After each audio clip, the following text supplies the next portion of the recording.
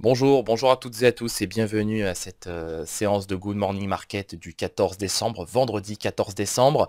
C'est donc la dernière séance boursière de la semaine et quelle séance, les indices sont ouverts en baisse, en tout cas les indices européens ont ouvert en baisse dans le sillage des marchés asiatiques et particulièrement de Tokyo qui a perdu près de 2%.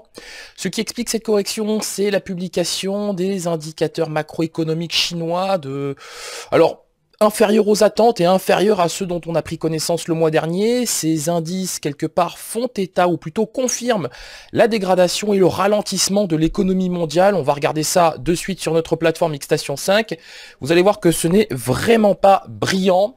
Les ventes au détail ont quand même continué d'augmenter de 8,1%, mais c'est moins qu'attendu et c'est surtout moins qu'au mois d'octobre. Même son de cloche d'ailleurs pour la production industrielle qui n'a cessé de reculer ces derniers mois, plus 5,4% en rythme annualisé, mais c'est moins qu'attendu et c'est moins que le mois dernier.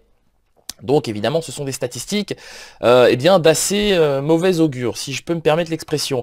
Par ailleurs, on s'intéressera aujourd'hui aux indices préliminaires des PMI, manufacturiers et des services au titre du mois de décembre. C'est pour cette raison, comme nous sommes le 14 décembre, c'est pour cette raison que ce sont des indices préliminaires. Donc services, secteur des services, secteur manufacturier en Allemagne et en zone euro, 9h30 pour l'Allemagne, 10h pour la zone euro. Statistiques qui sont quand même assez intéressantes puisque justement elles sont publiées au lendemain du discours de Mario Draghi qui, je le rappelle, a laissé, ou plutôt que la BCE a laissé sa politique monétaire inchangée, mais les prévisions de Mario Draghi sont quand même, elles, moins bonnes que ce qu'elles étaient auparavant. Du côté des États-Unis, salve de statistiques, au même titre d'ailleurs que la zone euro, avec les ventes au détail publiées ce jour à 14h30. On s'intéressera par ailleurs aux indices préliminaires PMI manufacturier et des services pour le mois de décembre. Préliminaire, je le précise, c'est important. Et la séance s'achèvera à 19h avec la publication.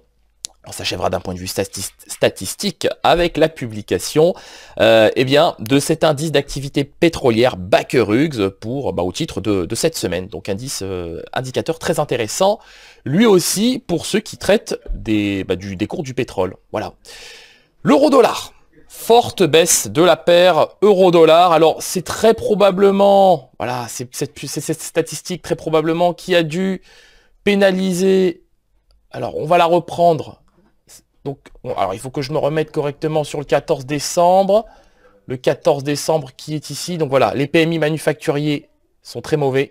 Et c'est ça qui explique, évidemment, cette contraction, cette forte contraction de la paire euro-dollar sous le niveau des 1,1322. Donc, de mon point de vue, voilà, donc c'est pas une vraie surprise. C'est un niveau que nous anticipions déjà hier lors de notre live spécial BCE. Alors, il est vrai qu'on assistait après, en cours d'après-midi, à un rebond technique de cette paire euro-dollar.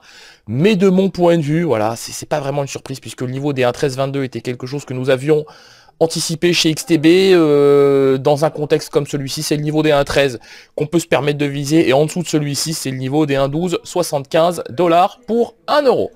On continue avec le DAX 30, qui a ouvert en gap baissier ce matin, forcément, qui sanctionne la publication des indicateurs chinois sur le niveau des 10 755 points. En l'état, il est bien évidemment très compliqué d'être acheteur. On ne peut pas se dire acheteur d'un indice avec de telles statistiques, avec une telle toile de fond macroéconomique.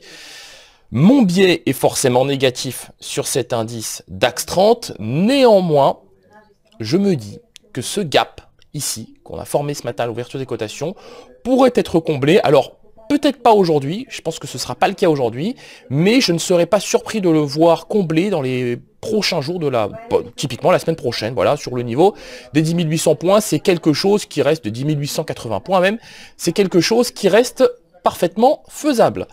On poursuit cette analyse avec le contrat WTI qui, lui, quelque part, retrouve quelques couleurs quand même.